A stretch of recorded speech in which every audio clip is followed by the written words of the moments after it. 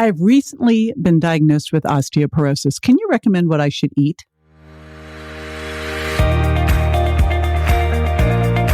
This is JJ Virgin, 4-time New York Times bestselling author, celebrity nutrition expert, and fitness Hall of Famer.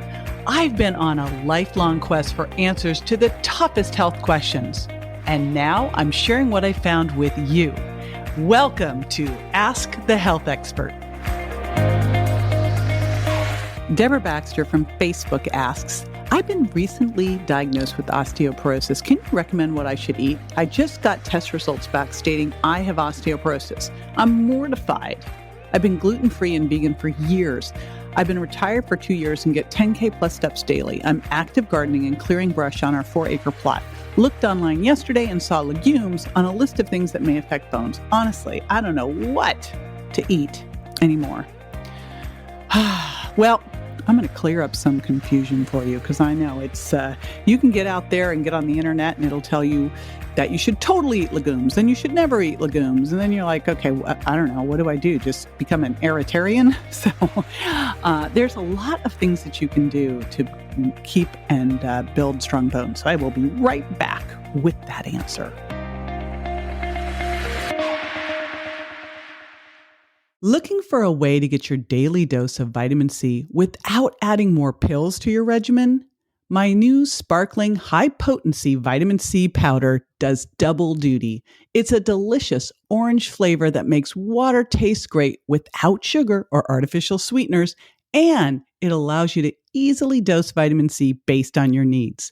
It also includes a synergistic blend of bioflavonoids to support collagen.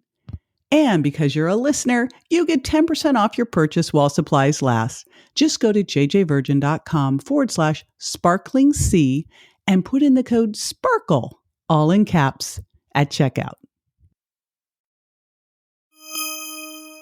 Okay, so Deborah, let's go through a couple things. First of all, awesome for you that you're gardening and clearing brush and being active and getting those steps, because exercise, and specifically weight-bearing exercise, is so important for maintaining and building strong bones. Just like you're building strong muscles, that also pulls on and helps you build strong bones. So A+ on that. And that's probably making you wonder, like, why the heck am I getting osteoporosis when I'm so active? Well, there's a couple other important things that come into play. Now, the fact that you're a vegan actually could create some issues here, because you may, and I don't know, but you want to make sure that you're getting enough protein into your diet, and then also at least half of your body weight in protein, grams at least, and probably a little bit more.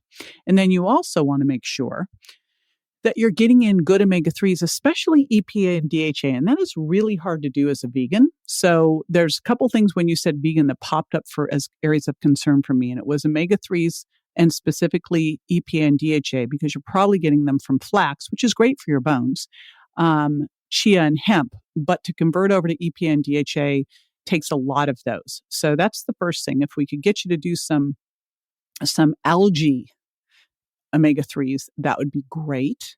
Second thing with that is making sure you get enough vitamin D. Now, vitamin D, generally, there are some vegan vitamin D supplements. You want to make sure, though, that you're getting D3, and that comes from things like mutton.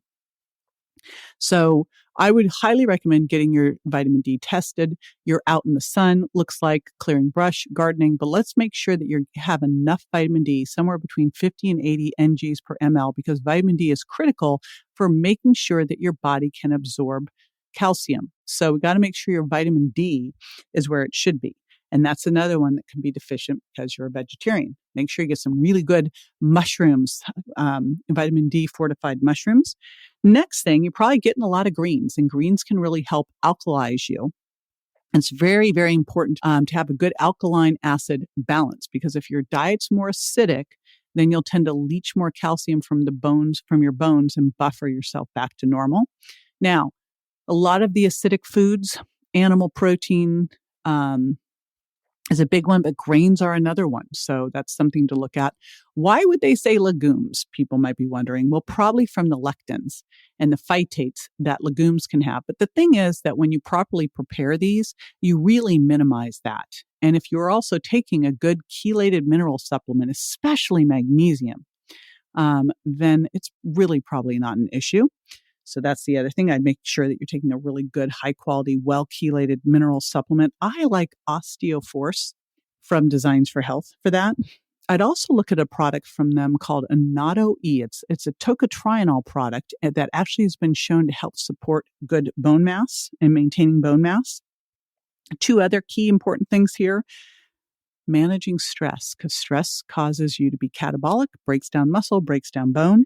And then the other challenge is that when you go through menopause and estrogen drops, and if you are not replacing it with bioidentical hormones, this will also impact your heart, your brain, and your bones. So if that's the case, look for foods that have good phytoestrogens. I did a great podcast with Dr. Lisa Mosconi on this, things like sesame seeds and chickpeas. So tahini would be a great thing for you. Hummus, look for those things as well, things that are going to give you some phytoestrogens.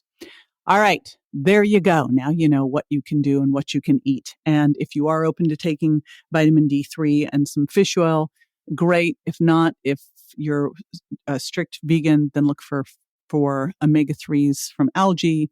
And then make sure you measure that vitamin D with a 25 hydroxy vitamin D test and optimize that vitamin D as well. There you go. This is JJ with Ask the Health Expert.